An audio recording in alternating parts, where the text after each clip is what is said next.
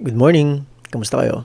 Ang oras is 5 minutes before 8 a.m. dito sa Pinas, Sunday. And yung boys ko, anytime soon gigising na yun for sure. And naisip ko lang na mag gumawa ng yung cat namin umakyat na. Gumawa ng isang video para magbigay ng update with regards sa 'di ba nung Monday kasi nagkaroon ng lindol dito sa Jansan and dito kami actually currently nakatira sa General Santos City. Gusto lang ma-share yung experience ko nung day ng lindol. Medyo malakas actually yun. Actually may mga siguro nabalitaan niyo naman sa news, 'di ba? May mga mahirap gumamit ng word na nasawi. Diba? Nasawi. And actually sa karatig na, kasi sa planta ako nagtatrabaho, diba, sa planta. Then yung karatig na, yung kalapit na planta namin, doon may mga casualties din doon. And may na-record din na namatay ka. Monday, actually, supposedly,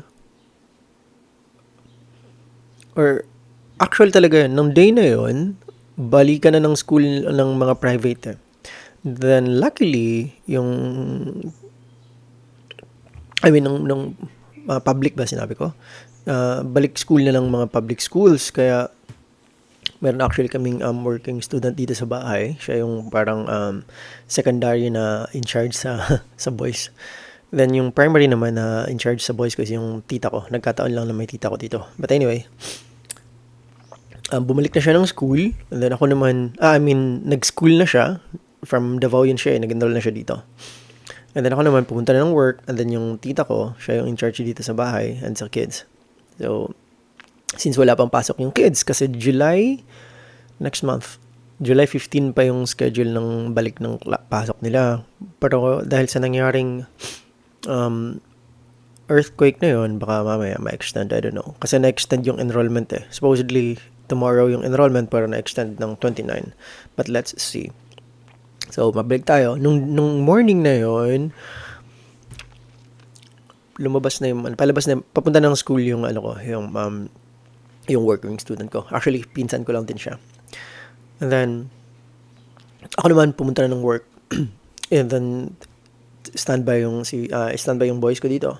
And then, nandito yung tita ko. Excuse me. And then, habang nagda-drive na ako papunta ng work, siguro mga 10 to 15 minutes na lang na arrive na ako sa destination ko, sa plant, sa kung saan ako pumunta every morning. Bigla ako na feel na parang na-flatan yata ako, parang kasi gumagano'n yung sasakyan. And then ano nangyari, kaya nag-signal ako pa kanan para mag-stop, 'di ba? Sa pumagilid baga. And then, kaso lang, nung pumagilid na ako, tinecheck ko yung surroundings, hindi gumagalaw yung mga sasakyan, and parang, then, yung mga tricycle naka-hazard, yung mga sasakyan naka-hazard na lahat-lahat. And then, napansin ko na lang na yung sinasakyan ko, gumaganon na siya talagang. And then, nung pagkakita ko yung mga poste, gumagalaw na lahat-lahat. And then, yung mga sasakyan, gumaganon na. Kaya, hindi na ako gumalaw, hindi na ako pumagilid pa. Nagstay na lang ako doon sa gitna mismo, na nag-hazard na lang ako kasi sobrang lakas niya, grabe. Parang talagang literal na nagiging parang alon yung daan na kung saan ka man nakatirik pa tawag dyan. And then, habang tinatry kong kinokontak yung tita ko dito, medyo tumagal yun eh. Medyo tumagal siguro, hindi ko na maalala, pero siguro mga more than 1 minute yun for sure. And then, nung tumigil na siya, then tinatry kong tawagan yung tita ko. While tinatawagan ko siya, tuloy pa rin naman ang traffic, di ba? Kaya, sige, tuloy-tuloy lang muna ako then, pag ganun. And then, after like 5 minutes or 7 minutes na nagda-drive ako, ganun pa rin yung direction ko papunta ng work until kasi I thought na parang parang okay lang siya na ewan na wala pa akong nakitang damage eh. And then, parang lahat naman tuloy pa rin yung daloy ng traffic. And then, nung after 5 minutes, nagkaroon na naman ng parang another, parang aftershock na ganun. And then, nakita ko na yung mga buildings talagang parang movie na ganun. Then, nung time na yung mga tao parang rattle na and all,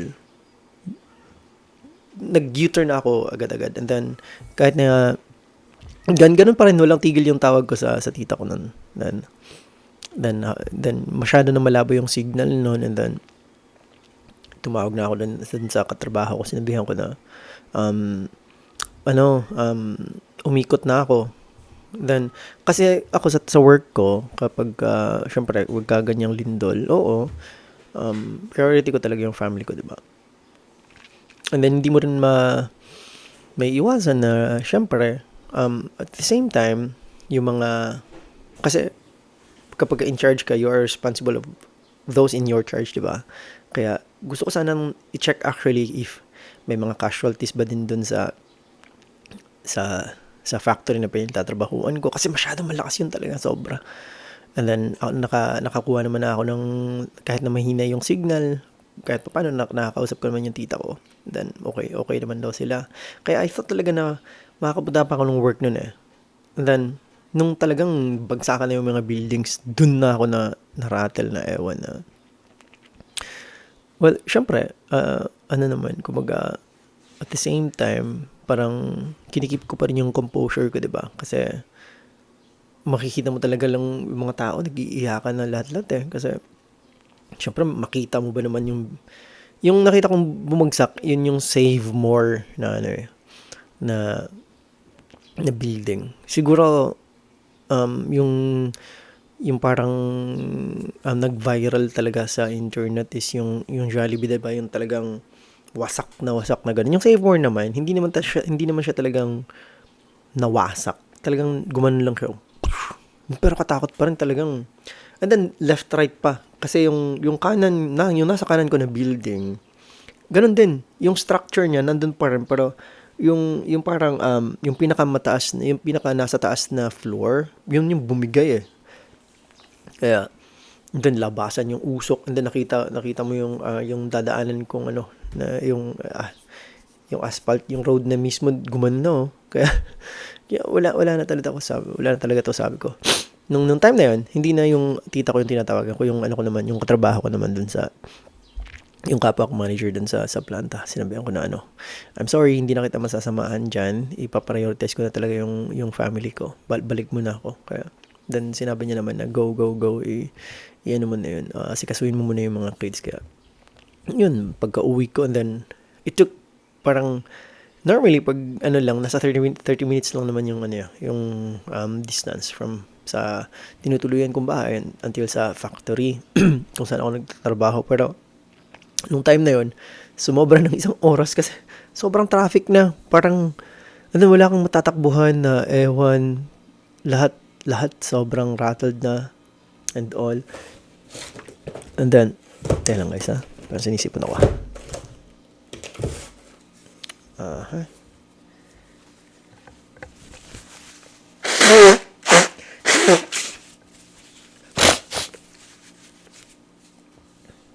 Okay.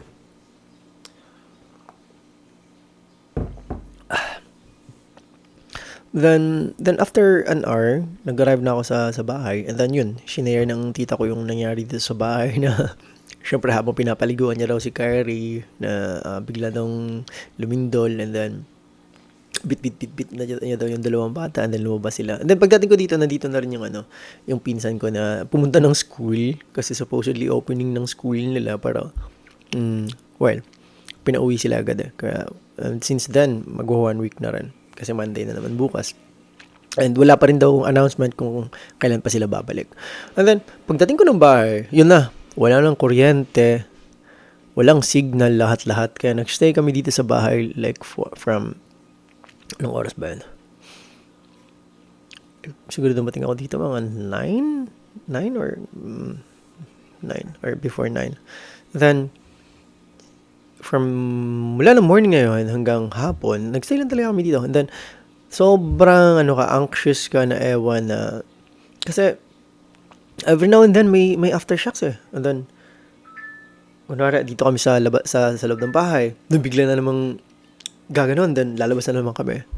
And then, bigla na namang gaganon. Mas lalabas naman kami doon sa highway. Kaya, parang sobrang traumatic yung experience na, and then, nakita mo pa kung paanong bumagsak yung building, di ba? Kaya, well, then, tinry actually namin na hintayin na bumalik yung kuryente from morning until afternoon. Then, nung gabi na, dito nag-dinner naman kami, makakapagluto naman kasi may gasol naman, di ba? Then, after ng dinner, then, yung tita ko kasi umuwi rin yan siya ng bahay nila. And then, nung umuwi na siya, hinintay pa rin namin na bumalik yung kuryente, pero hindi na talaga bumalik. Kaya, nag-decide ako ng siguro mga 8 p.m. na rin siguro yun.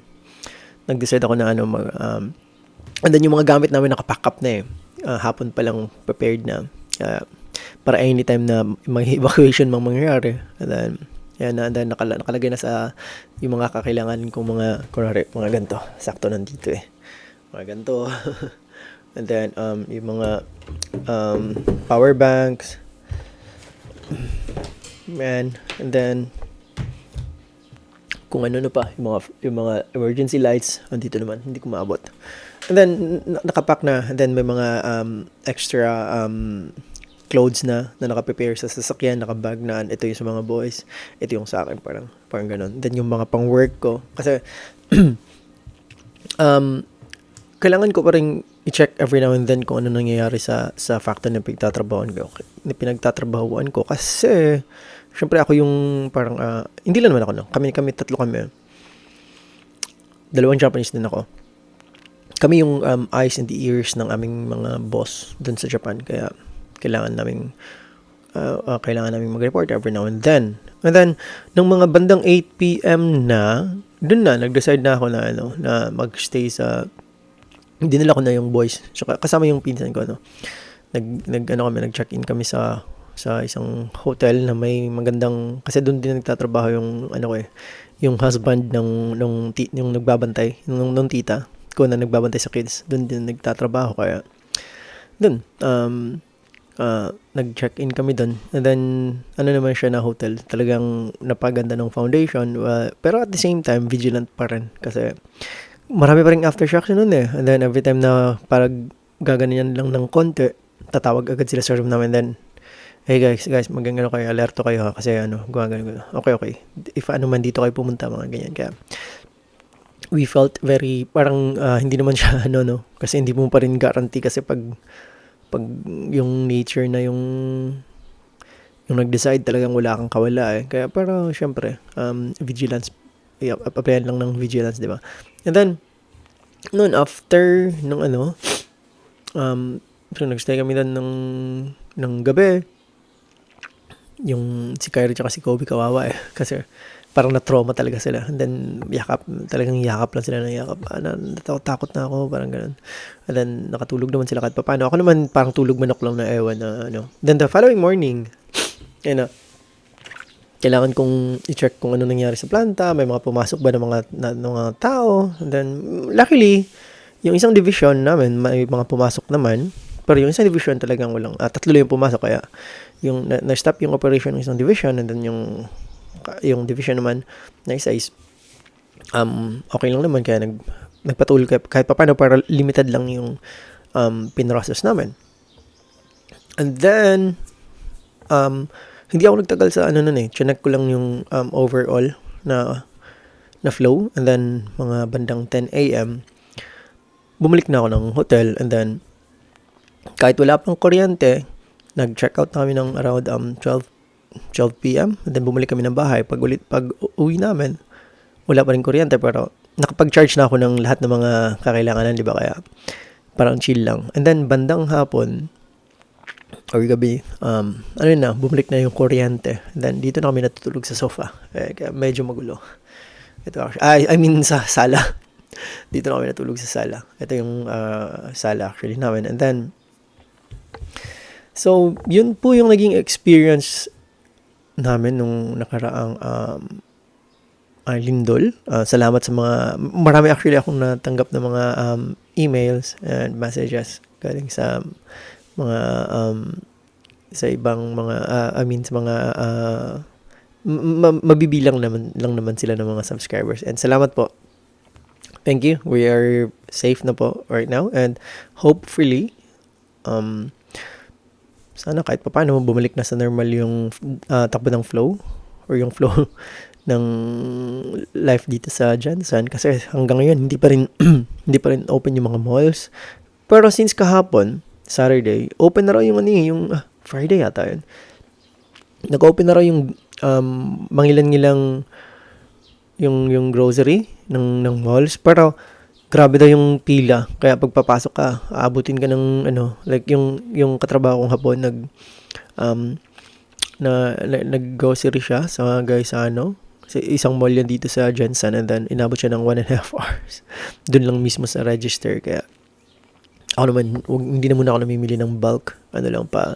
Patingi-tingin na lang sa mga convenience store. And then, yung mga gulay naman, marami nang mabibilan dito kahit mga gulay. Kaya, kahit paano, tuloy pa rin ang buhay. Salamat sa pag-check. Salamat sa concern.